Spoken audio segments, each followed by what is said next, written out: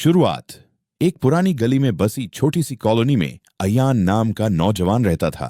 उसका चेहरा हमेशा सोच में डूबा रहता था। वो बहुत मेहनती था, सुबह से शाम तक काम करता, लेकिन फिर भी जिंदगी में चैन नहीं था। कभी कारोबार में घाटा, कभी घर की तंगहाली, कभी दोस्तों की बेरुखी।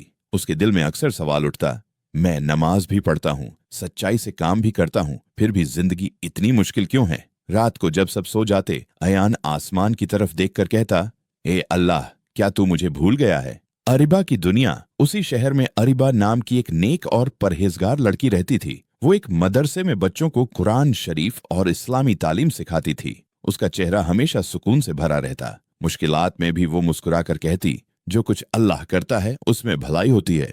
अरिबा का ईमान बहुत मजबूत था। उसकी नमाजों में रूहानी सुकून था। उसकी बातें दिलों को सुकून देती। पहली मुलाकात एक दिन मस्जिद में गरीबों के लिए सदके का इंतजाम था। अयान भी वहां मदद के लिए आया। अरिबा वहां तालीम देने आई थी। जब अयान ने देखा कि अरिबा बच्चों को बहुत प्यार से सिखा रही है, तो उसने दिल ही दिल में सोचा, काश मेरा दिल भी ऐसा सुकून पा सके। अरिबा ने अयान के चेहरे पर गम देखा और पूछ लिया, भाई आप इतने परेशान क्यों लगते हैं। अयान ने कहा, बहन, जिंदगी की मुश्किलें खत्म ही नहीं होती, लगता है मेरी दुआएं कबूल नहीं होती। अरिबा मुस्कुराकर बोली, भाई दुआ कभी रद्द नहीं होती। या तो अल्लाह वही देता है जो हम मांगते हैं, या बेहतर वक्त में देता है, या किसी बड़ी मुसीबत से बचा लेता है। हमें सिर्फ सब्र और तवक्कुल चाहिए। ये बात अयान के दिल में उतर गई। उसने सोचा, शायद मुझे शिकायत छोड़कर शुक्र करना चाहिए। बदलाव की शुरुआत। अब अयान हर दिन नमाज के बाद कुरान की तिलावत करने लगा। उसने अल्लाह से शिकायत की जगह शुक्र अदा करना शुरू किया। वो जरूरतमंदों की मदद करने लगा, लोगों के साथ अच्छा बर्ताव करने लगा। धीरे धीरे उसके कारोबार में भी बरकत आने लगी। वो समझ गया कि ईमान की रोशनी दिलों को सुकून देती है, पैसों को नहीं। अब अयान के चेहरे पर नूर आ गया था। वो मस्जिद में बच्चों को मिठाइयां बांटता, बुजुर्गों का हाल पूछता और कहता, जब दिल अल्लाह के हुक्म में लग जाए तो डर मिट जाता है। अरिबा का इम्तिहान।